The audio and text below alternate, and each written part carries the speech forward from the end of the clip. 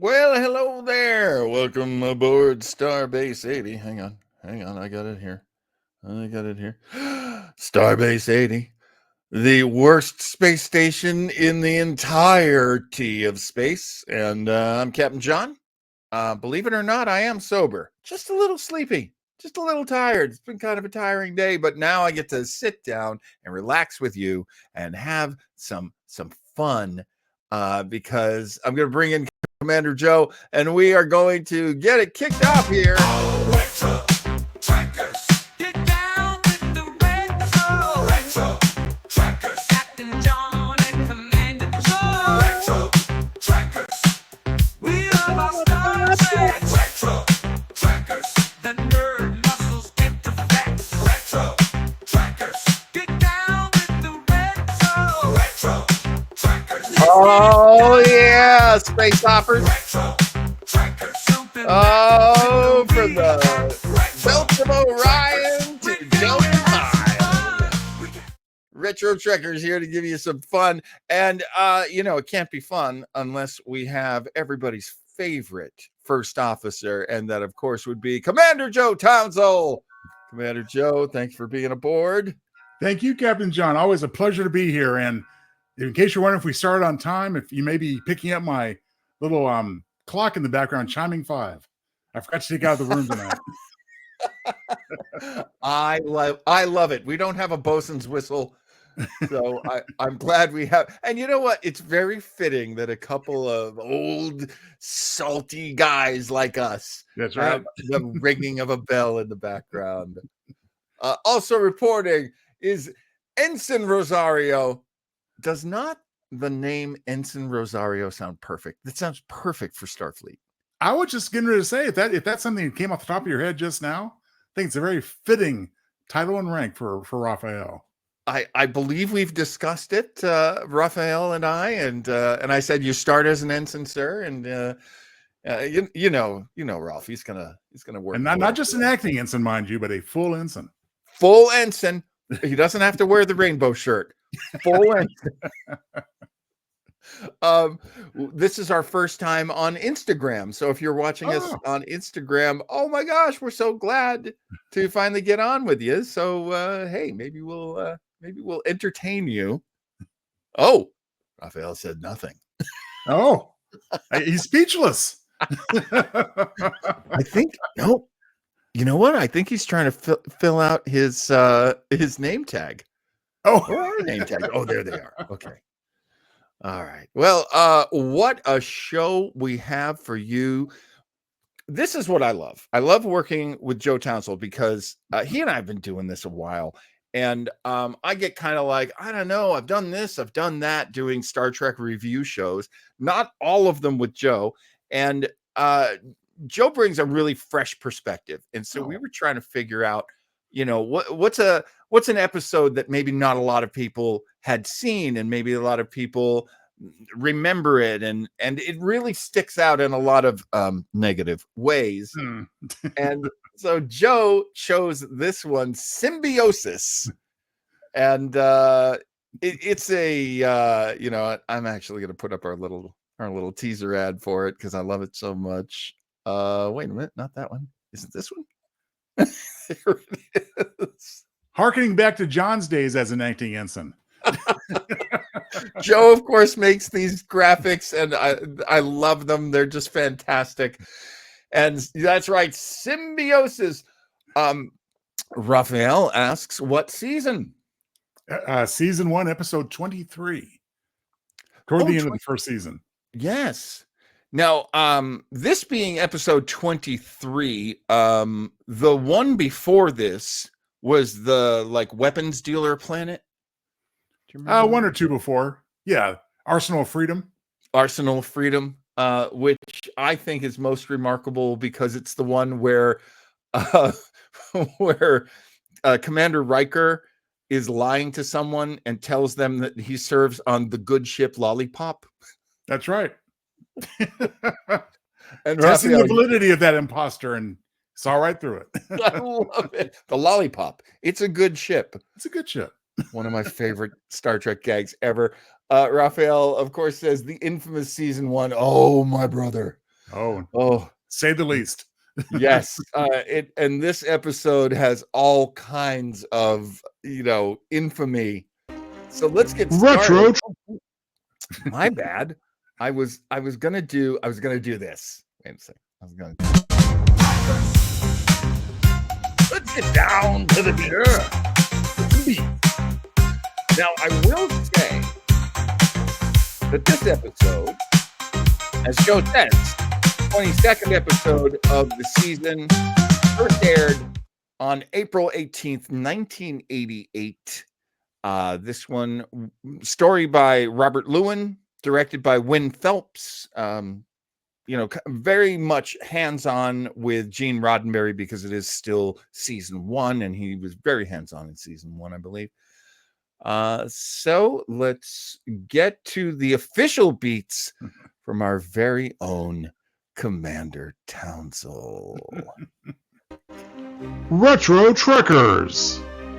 This week, from Star Trek The Next Generation, Symbiosis. Brought to you by McGruff, the crime dog. Take a bite out of drug crime. The Enterprise is taking a gander at some nifty solar flare stock footage. They're getting a bit close to the sun, and the crew's getting a mite nervous. Also, gremlins on board are also protesting the bright light, bright light. Geordi, put a big black dot over that sun to cut the glare. Uh-oh. Distress call. Put it on screen. Hey, it's Kirk's son, David Marcus. Oh, no, wait. It's actually Tajan, captain of a freighter from the planet Ornaran. He's commanded this little tugboat for 7 years and still doesn't know the difference between the power coils and a garbage disposal. Can you help a brother out, Captain Picard? Great. Can you wipe our noses and our butts for us too? Great. The tension mounts as the freighter begins to burn up in the atmosphere of yonder planet. How do you operate this transporter doohickey again? Never mind, you idiots. Get your butts on the pads. Pronto. Yar establishes a transporter link. Beam them over. But what the hell? No people transported over. Only a big barrel. Hey, must be time for a kegger. No. Even better. I bet that drum contains some kind of loco substance. So stay tuned. Now it's time to yank those folks off the burning freighter. 4 of the 6 passengers make it aboard the Enterprise. Well, first there's Tajan and his Ornaran buddy, Romus. They're the Cheech and Chong of the 24th century. And also along for the ride, 2 natives of neighboring planet Breccia, Sobi and Langor. Hey, wait a minute. Is that Khan's boy Joachim? No, it's actually Sobi. The Ornarans are looking a bit worse for the wear. And the Breccians, well, they're all decked out in their latest fashions, living high on the hog, and will soon be enjoying the fruits of the Enterprise replicators as well. But they have one thing in common, all 4 of these folks: save the cargo at any cost, as well as their dispute as to who actually owns it. Oops, wrong franchise. Oh well, let's move on, shall we? So in the cargo bay, the 4 aliens get into a shouting match and resort to their organic built-in body tasers. Riker and Yar keep their distance from the lightning shooting from their fingertips, a precaution Riker will wish he took later in the episode. But Yar separates them with a phaser blast. Behave yourselves, gentlemen. Well, they comply. Tasha is such a badass. Yes, she is. Well, now that cooler heads have prevailed, the Breccians allow the 2 Ornarians a taste of the Felicium to soothe their plague symptoms. This is your brain on Felicium. Any questions? Picard tries to mediate and is getting nowhere fast. Breccia is the sole supplier of a drug called Felicium to treat Ornarians' alleged plague.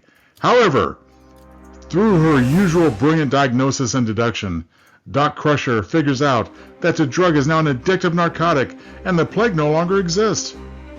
Well, naturally, the Breccians keep this little secret hush-hush from their planetary neighbors. This to fully exploit them and their inexplicably weak mechanical skills. Captain, we have to shed some light here. Nope, says Jean-Luc. It's Prime Directive time.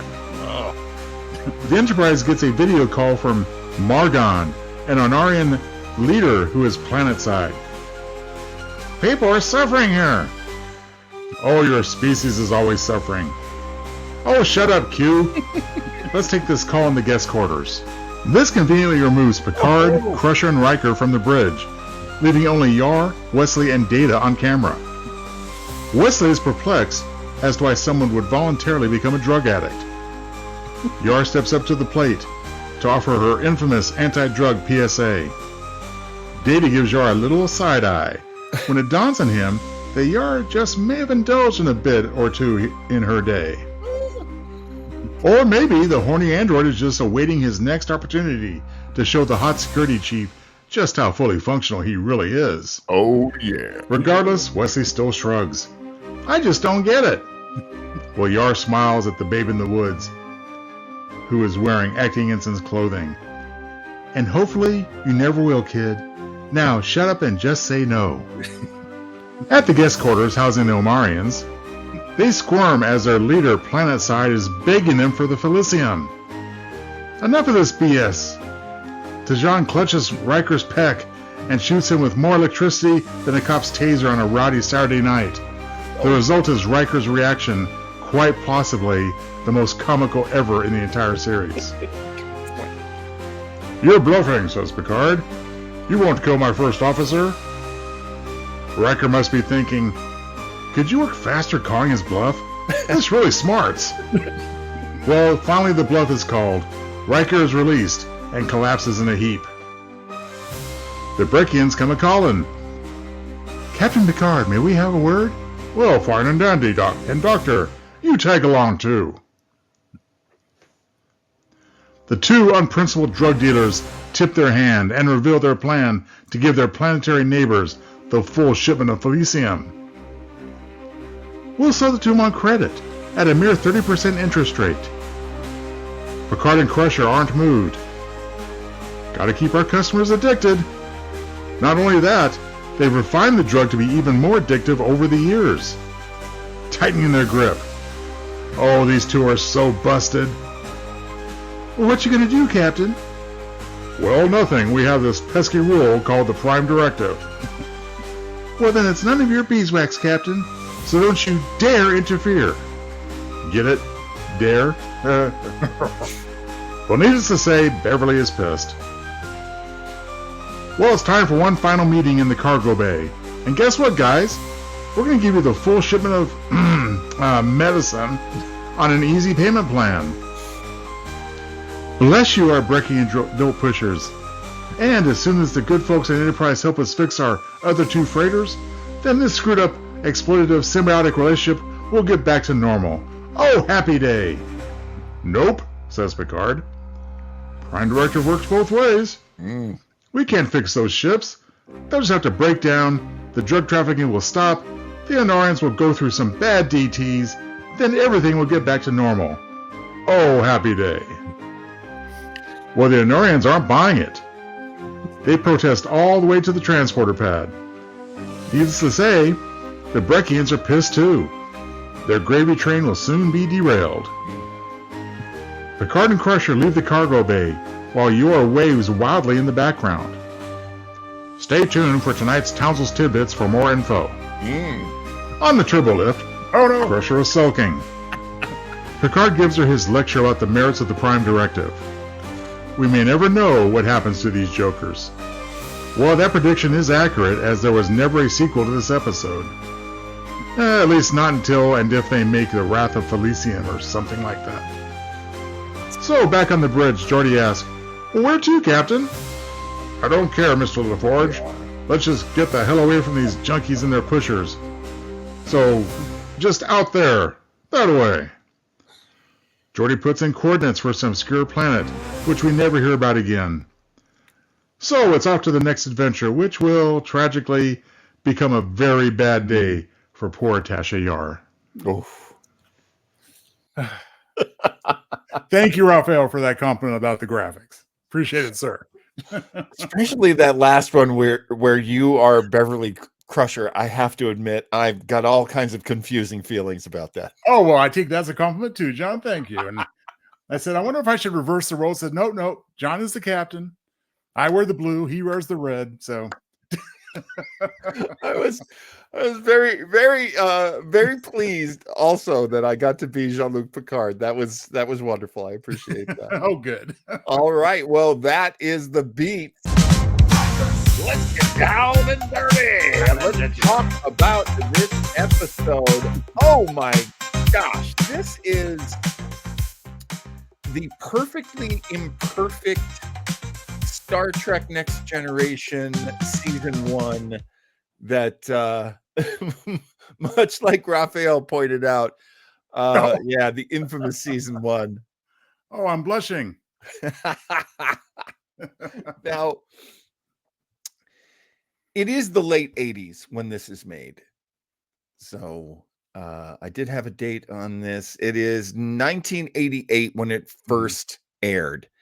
And I had heard, now I didn't do the research to fix, to know for sure if this is true, but I had heard that this was the year that the egg in this is your this is your brain, and then the fried egg, this is your brain on drugs. Supposedly this was the first year of that PSA. So there was a lot of heavy-handed anti-drug messages going around. This one is weird because it's space drugs and it's a whole thing. And like Raphael pointed out, it's very much like how people see big pharma now, which is they want us sick so they can keep sending us the cure. I don't know. What were your feelings about this one, Commander? Well, all over the place, as you can imagine, both when it originally aired and this week when rewatching. Yeah. All these points ring true to me. I mean, obviously it's a shame actually that despite its heavy-handedness and its slightly comical, unintentional overtones at times, yeah, that there's a lot to relate to here, both at that time and now. And it's kind of a shame it's turns out to be kind of a timeless message, unfortunately.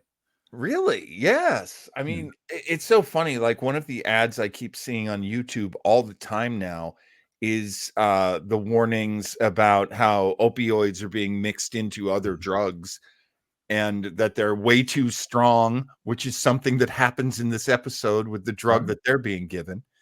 It's really too strong so that the withdrawals are even worse than they would have been. But yeah, drugs are killing people right now. We're not being a couple of dorks just saying that. That is true. I do have friends who have lost family members relatively recently to overdoses. It is killer out there. As Raphael points out, cures are not profitable, treatments are. Ensign Rosario approved this message. And that does seem to be the case in this story. So yeah, it is interesting that this story for many, many years was considered like, oh, the dorky just say no to drugs, Nancy Reagan, all the things that Joe's made fun of in his graphics brilliantly, my friend. Thank you. But these things are prescient. They are true now, and that's kind of terrible. Here's one of the problems I had with this episode. And this is something that I fight with in all Star Trek. If it gets too talky, if it's about this conversation and then that conversation and then this conversation and then back to somebody here to clear up the first conversation, and then there's a conversation, then they go to the B story. That's a conversation. Like they put some special effects in the beginning, but that was kind of it. And then from that point on, it's this the two junkie guys, and they're space junkies. I mean, there's no nice way of putting it. They're space junkies. Just so rough. Even though one of the To Jed? No, that's you're looking for to John. It's my name.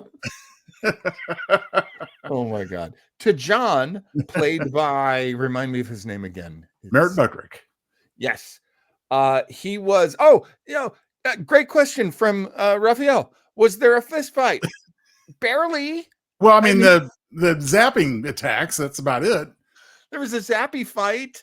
And then, okay, I'm jumping subjects here because this is such a great subject. And I mean, this is like okay, let me ask you, Joe, you're the writer. Okay. So the character of Tasha Yar, the security officer, sees these like built-in weapons they have, and she's like, oh boy, how are we going to defend against that? And I'm like, do you not play video games? You have guns that shoot like 100 meters. Like, you don't get close. That's how you defend. What? Well, not to mention she gets like reprimanded in advance by tight-ass Riker, who thankfully, when as Q points out, when he got the beard, he loosened up a little bit. Well, yes, Lieutenant, you better come up with a way to defend against this. And I said, just whip out your phage like you did in the cargo bay. Easy. I mean, they don't have phasers. Everybody knows that melee is inferior to missile weapons. You don't have to play any real role-playing games to know that. That's anyway. Riker does get his in the chest. Again, with that, I almost just left that picture alone and didn't even put my face on it because how can you top that? You know, that's the thing. I was gonna say that as a compliment. You matched it perfectly. For how long did he have to do that? Like, it took them forever to shoot that. I'm sure it was like 2 hours. Probably no less than 30 takes. What's worse? Raphael brings it up. The drugs or the endless dialogue? What's worse? Well, and the problem is, I mean, the endless dialogue, of course, is bad, but the intentions are sound.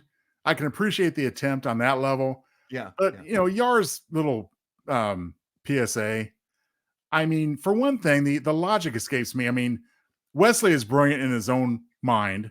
Right. His mother is the chief medical officer. He doesn't know about drugs and drug addiction. He has to have Tasha lecture him on it and be a stupid idiot, because I guess he's just so naive and so pure and innocent at that point. I was such a kid. I was so young when I was watching this show that I didn't appreciate how difficult Will Wheaton's job was. Will Wheaton had to do so much like, well, what does that mean? Blink, blink. And he's constantly acting with his eyes, like basically saying, I love you to whoever he's talking to in the scene. Like, for a kid actor, he's really doing his best. It is so hard to be a kid actor. You don't have any experience, so you tend to just play really big emotions, one emotion at a time. And he's doing his best. I do have to say, though, when I did first see this, and I did see it many, many years ago. I'm not sure I saw it when it was on the air, but I saw it soon after, I think. And I did like the message of like, oh no, drugs do feel good. I like that they include that because, when I was in high school, they never told you that. They were never like, oh no, being high is great. They never told you that.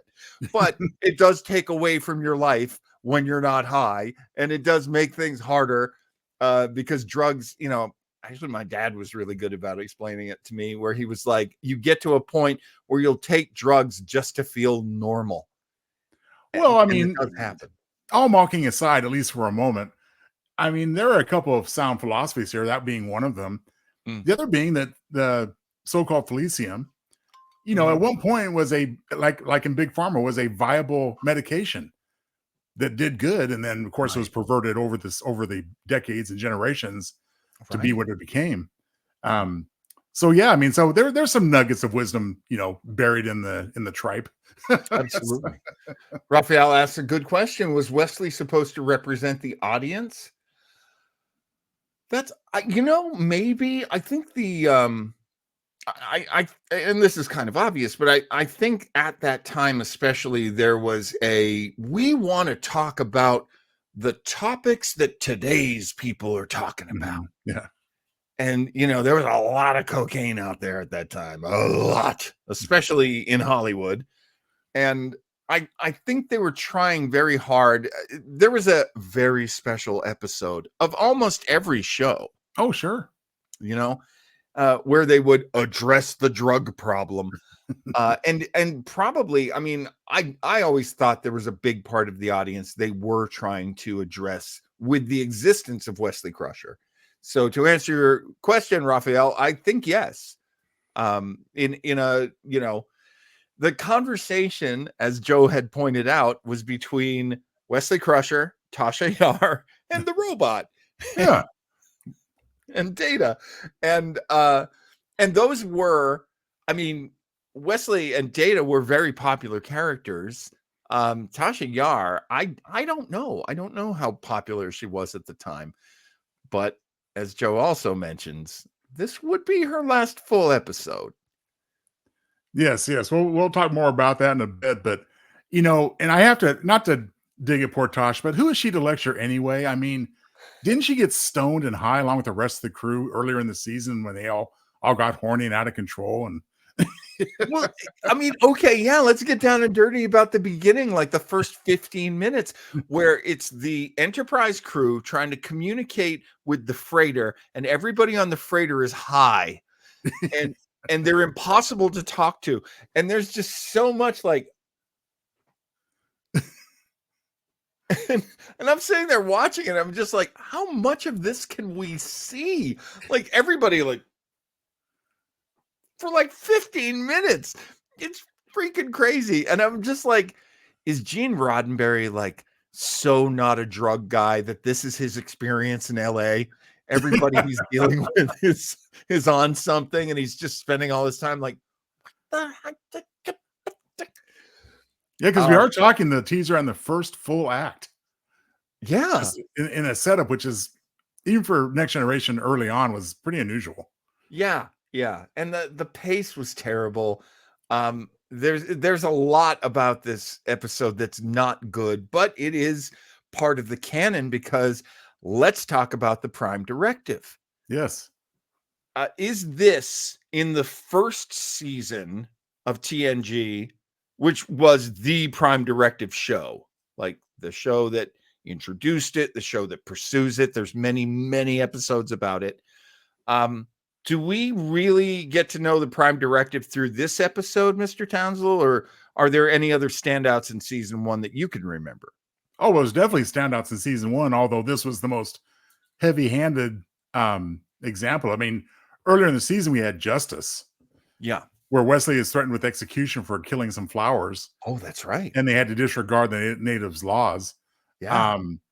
And I don't know that the Prime Directive was especially named in the original series, but the genesis of this is the Vietnam War and the desire by many of non-interference into Vietnam at that time in the 60s. Yeah. Right. But I think this would have to be the first episode that very succinctly in Picard's speech at the end detailed the philosophies and the need for the Prime Directive. And that makes this an essential episode as far as I'm concerned. These discussions about the Prime Directive will never end, but they had to begin within this first season. And I appreciate that, that it, for a guy, Gene Roddenberry, who said, I don't want to have the crew fighting. I don't want there to be conflict among the crew in my new show, Star Trek Next Generation. And so what he comes up with is dilemmas that are, that need discussion. So even though I was just complaining about how many conversations are in this episode, there still should be some conversations about what is our job? What do we do? I remember in Law and Order, especially in the first 2 seasons, they would have a lot of discussions at the police house, at the precinct, about the crimes that they were going after and the people they were meeting. And they would have these back and forths. And then, eventually it got into much more into the procedure. But I appreciated people discussing the issues of the day, and this was also in the late 80s, so that was kind of a thing. A story ripped from today's newspapers. Well, again, I mean, the messages here are not invalid. I mean, they resonate. I think had it been possibly tackled in a season 2 or 3 and performed by actors that had found their footing with their characters, Yeah. might have been more effective. Because here in season 1, generally, well, we're a Starfleet. We don't lie. I mean, there's that condescension that we were better than you. Yes. So they going back to Raphael's question a moment ago. Yes, Wesley was the audience. He had to be the dummy, to get the point across. Right. There's another thing that happened in this episode that I thought was really interesting, and that takes me into our next segment. Oh, cool. Let's talk about who we consider the MVP in this episode. Most valuable players. Now, I have a hard time really loving anyone in this episode because it's so early on, and they're kind of, not quite as defined as they would be eventually. But I'm going to go out on a limb here. You know what? I'm going to make you go first, Joe. Who do you see as MVPs in this episode? Well, just so everyone knows who's watching, John and I never discuss this in advance. So we always have the risk of selecting the same person. I don't know about John, but I would have an A and a B. Yeah. But since I'm going first, I'm going to go out on a limb, as John says. And given the purposes of this episode, it doesn't have to leave you with a positive feeling. You can mock it. But you know what? Given the episode's purpose, I have to select Yar and her PSA. Interesting.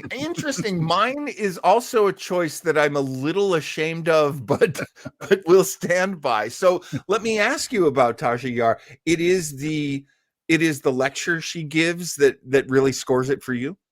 Well, the lecture she gives, and of course, although not well defined at this point in the series, well, there's two reasons. Number one, we know by this time that we're going to soon see the ouster of Yar. Yeah. But also, we know enough about her background at this point to give at least some resonance for the character, that she at least knows of what she speaks. Yes. And it isn't just some writer that's just putting his words into Yar's mouth. Right.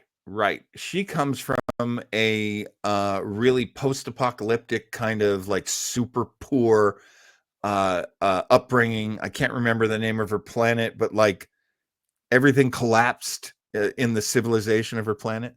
Pretty much. I mean, we'll see in 4th season episode Legacy when we see with the originally named Yashara Yar, her sister, that the planet basically it's just been taken over by what Picard described in that episode as urban street thugs. I mean, it's just pandemonium and chaos, and anarchy. I mean, and of course for shock value, I'm not even gonna say I see this word edited out of YouTube all the time, so I'm just gonna imply it. But she talks about R blank E gangs. I've seen them described as grape gangs. That one doesn't flip the algorithms against you. But the point being is that so there was a backstory here that obviously was meant to unfold slowly. Unfortunately, Denise Crosby decided to leave. Yeah, more on that later too. But But yeah, I mean, so even though they didn't necessarily accomplish it with this one performance and this one bit of dialogue, it is part of a bigger picture that makes it important, as the episode does generally, just not super effective. Yeah. Okay, and so mine is, again, I'm not super proud of it, but it's Dr. Crusher. Oh, okay. I gotta go with Beverly Crusher on this one, and the main reason being, I can see what they were going to do with her role in season 1, which was very similar to Dr. McCoy's, which is the medical drama. She can see that these people are hooked on this terribly powerful drug, and so she's like, "Hey, we can synthesize methadone, We can synthesize a weaker version of the drug and wean them off it. We can do all kinds of things with medical science to try to reverse the damage that's been done. And that's very much her job. Good for her. That is an MVP to me. And I think they're going like, we can have like a medical episode and then like an action episode and then another medical episode, then a legal courtroom drama. Like, very Gene Roddenberry to have different kinds of episodes within his science fiction show. But that gets cut off. Her desire to do good gets cut off by the captain saying that would break the Prime Directive. And that's interesting. So, absolutely. I mean, lots of good concepts here, lots of interesting concepts. Just a little bit, the series is too much in its embryonic phase, unfortunately, to really deliver it. Absolutely. One thing I was wondering too, and of course this never would have happened because it would have revealed the big surprise, which wasn't much of a surprise as it turned out. But I think this episode might have been better titled Codependency, because it's more of than a symbiotic thing. That's an ironic title. But codependency is exactly what's happening here. Yeah, she actually says like 3/4 of the way in that this is not symbiosis. This is not a symbiotic relationship. This is an exploitative relationship. Right. And that's a great point. And it does also show, I mean, the space junkies are violent because they're so driven by the pain that they're in that the like smug drug dealer couple, what can we do? We're just drug dealers. What can we do? More caviar from the replicator, please. They are called out on the carpet in a lot of ways. I think why it's called Symbiosis was the idea was that's some sort of accusation, but it doesn't read. It is way too removed from removed. Folks, I should jump in here because we haven't done any promotions for anything yet.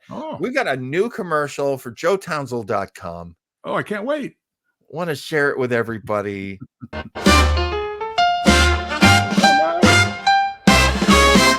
boyfriend is a chef with so much skill. He'll fix delicious dishes and I'll eat my fill. There's hardly anything he can't broil or fry, and there's so many recipes he wants me to try. Yummy for my tummy, savory or sweet. My baby likes to cook, and I love to eat. Love that man, wraps himself around me like bacon on Spam. It's such a treat.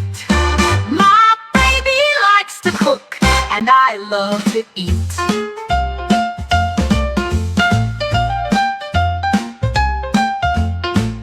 Oh boy.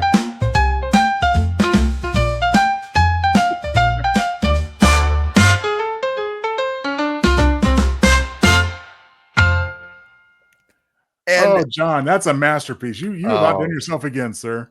You're too kind. You are too kind, sir. So if folks want to check that out, where do they want to go? Actually, I can bring that back on screen. They want to go to Chilling Tales for Dark Nights.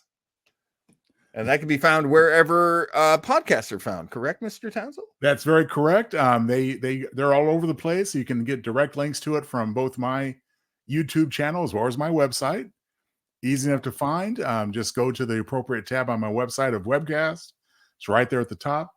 And on my YouTube, it's pretty much at the top as well. So give it a listen. There's another story on there with it. It takes up about the first 20 minutes. Ooh. Listen to that one too. It's a humdinger. But if you want to jump directly to my story on that broadcast, just click the 20-minute mark in the time link on the YouTube video. Now, if you are going to be with us next week, we have a surprise and I would say a treat for you. It is a brand new show that I am producing for Joe Townsel.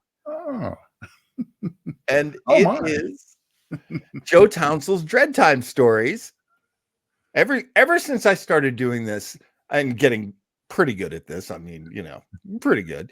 I've been like, I wish I could help my friends more. I wish I could use this to, all this silliness that I do to help my friends. And I get to do that with Joe Townsel's Dread Time Stories. Joe, tell us about the series. get out there, warm people up to it, will you? I hope I can. And, I have to start by saying that to alleviate anyone's possible concerns, Dread Time Stories will be running on a regular, albeit more infrequent basis, about once every 4 or 5 weeks. It will take the place of Retro Trekkers on those weeks, but Retro Trekkers will be back in 2 weeks after this broadcast of the debut of Dread Time Stories.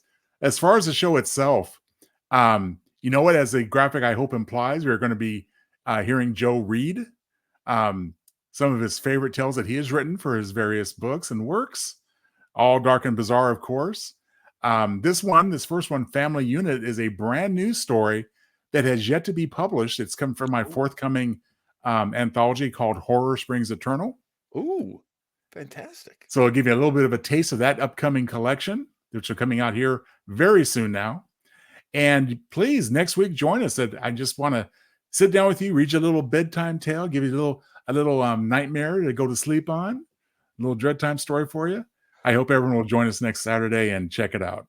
It's going to be so much fun. I cannot wait to just simply be a technical director and let this talent right here, Mr. Commander Joe Townsell, be your host, your happy host for the evening. All right. And I'll share the tagline now. I was going to surprise you with this, but until next week, stay frightened, my friends.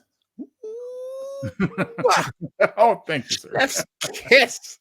All right. This is the part I've been waiting for. I hope the folks at home have been waiting for it too. It is time. Down to tidbit. Quite a few tidbits you had in this.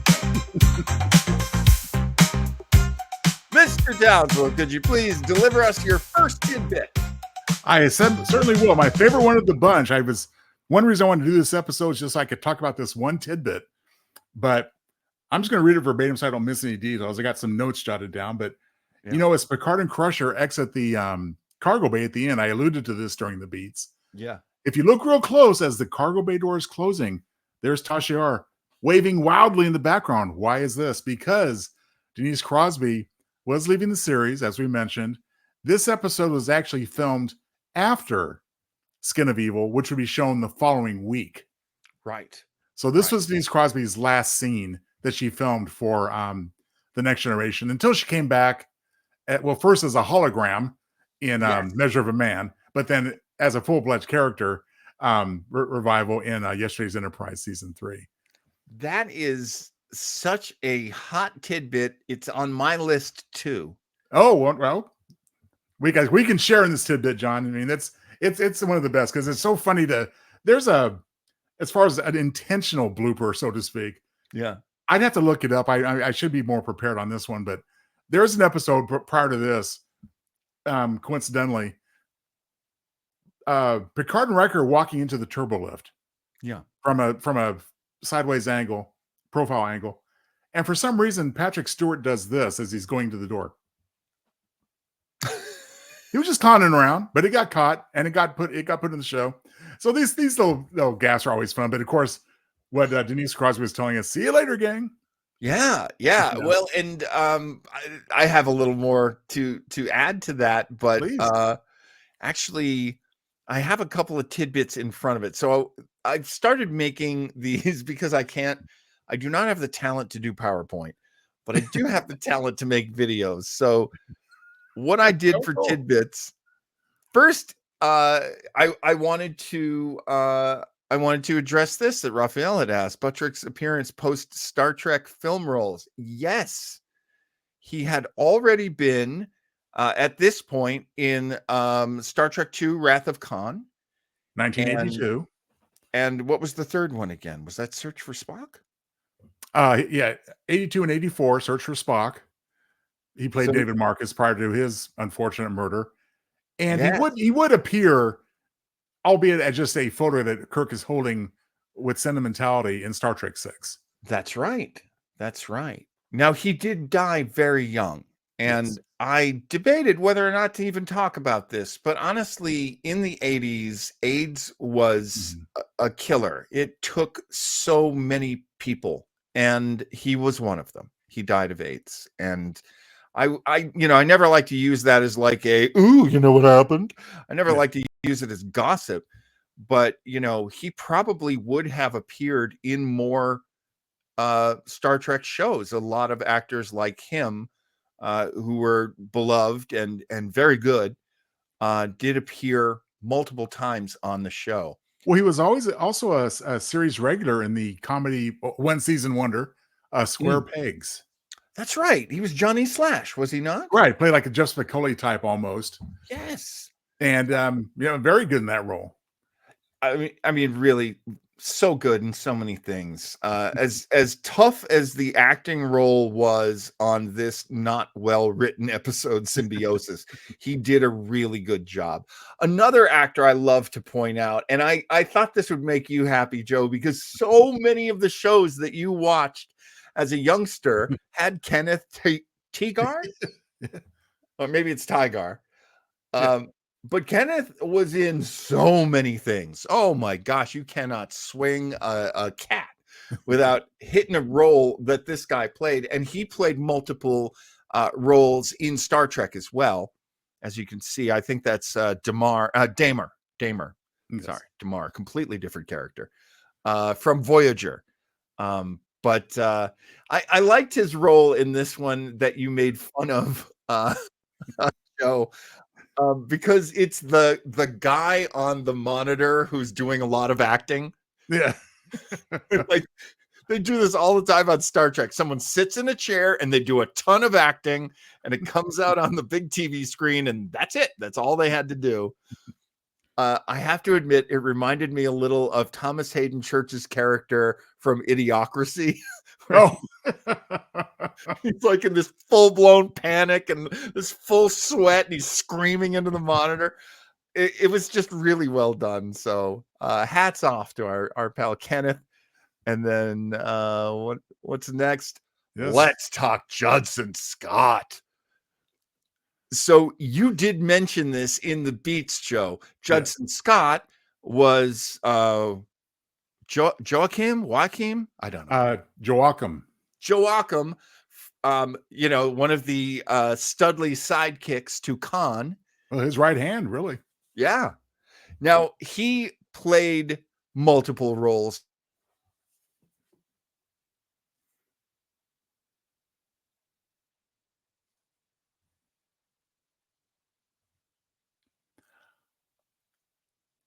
Folks, I'm going to assume that John is having a little bit of an issue on the internet because I'm not seeing it on my end.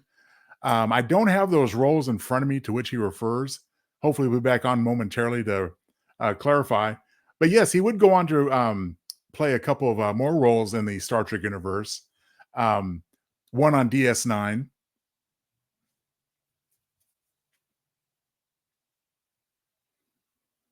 Again, I still think that's John, but I won't have a whole lot more to add. I'll continue with tidbits until he comes back on, but just know that Judson Scott had a very big presence in the Star Trek universe, both with starting with Star Trek 2, continuing on Next Generation and DS9. Continuing other tidbits. Let's see. One thing I found very interesting, some of us may recall that LeVar Burton, prior to this, post-Roots, pre-TNG, hosted a PBS show called Reading Rainbow. And he continued this as he did Next Generation. This episode, Symbiosis, was the basis for a behind-the-scenes look that was presented on Reading Rainbow. So he gave the youngsters who love to read a little bit of a taste of what it was like to film the Next Generation. I think I'm hearing from John now, so I'm going to have a quick look here and see what he's saying. He seems a little stunned there, so I'm just going to keep on prattling. But just know that about Reading Rainbow, that this was the basis for that. I'm going to take a quick moment to get back to John and tell him I think that I'm still on, and then I'm just rambling away.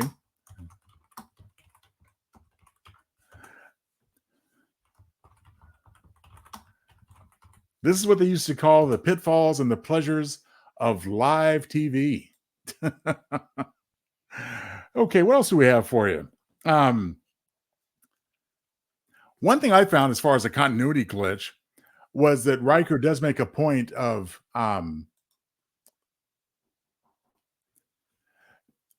he did make a point of telling us that this was the first time we had an alien species that could shoot electricity from their hands.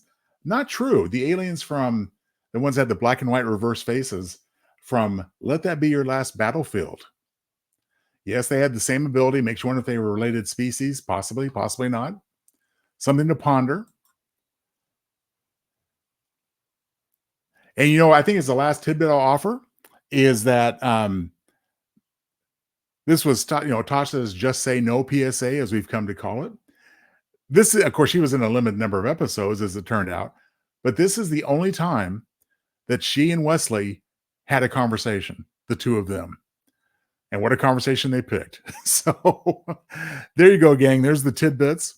I think we're going to have to wrap it up here. We're coming up on our hour anyway, but I'll just mention that if I had a better understanding how to do this, I'd throw it up there, but we'll be able to tease it again tomorrow. We did talk about next week's Dread Time story, so look for that next Saturday. Oh, thank you, Raphael. Looks like Raphael's still with me, so at least he confirmed that one of us is still here. I know John's working diligently to get back on.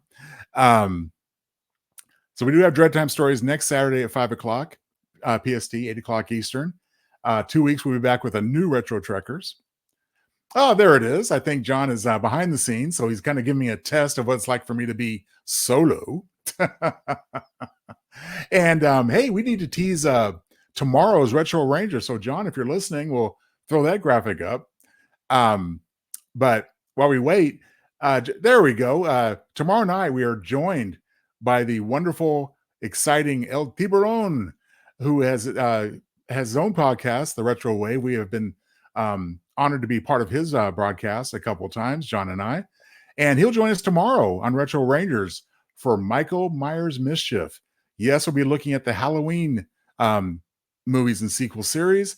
Have a lot to say about that. So please, if you're going to enjoy any Halloween tomfoolery, this is the time and the subject for which to do it. And we hope you join us then. Oh, here we got Merritt Butcher again, Judson Scott in the Phoenix. Okay. It looks like he played a Romulan. So I'm glad John did that research. I knew he had been in other DS9 and other Star Trek stuff. I had forgotten about the Phoenix, but it looks like we're going to credits here momentarily. So please join us for that. I need to mention Webo Mystery. You got to join John Thursday, Halloween. Hope I get the time right. I know there's a prelude to it with Mike Sauter, but again, 7 p.m. Pacific, 10 p.m. Eastern for War of the Worlds. There you go. So again, that's going to be an exciting watch and listen, harkening back to when War of the Worlds was first broadcast on radio in 1938 and caused such a commotion. There you go. So folks, thanks so much for joining us this week for Retro Trekkers. Thanks for just putting up with me being solo at the end here. I'll be solo next week on Dread Time Stories, so good practice for me. And I guess with that, we'll sign off. So tune in to Retro Trekkers in 2 weeks. Join us on all our great shows on the Weber Internet thingy every week, and we'll talk to you later. Thanks, Raphael, for joining us, and others who may not have piped up. Talk to you then. Oh, look, and we got our great closing music here. You're the man behind the curtain. I wouldn't do that, Raphael, but I appreciate you saying so. Thank you, Raphael. And good job, John. I'm sure we'll find out momentarily what happened there, but what the heck? It's always an unexpected thrill to carry on when there's an issue. John, I'm going to wave bye now.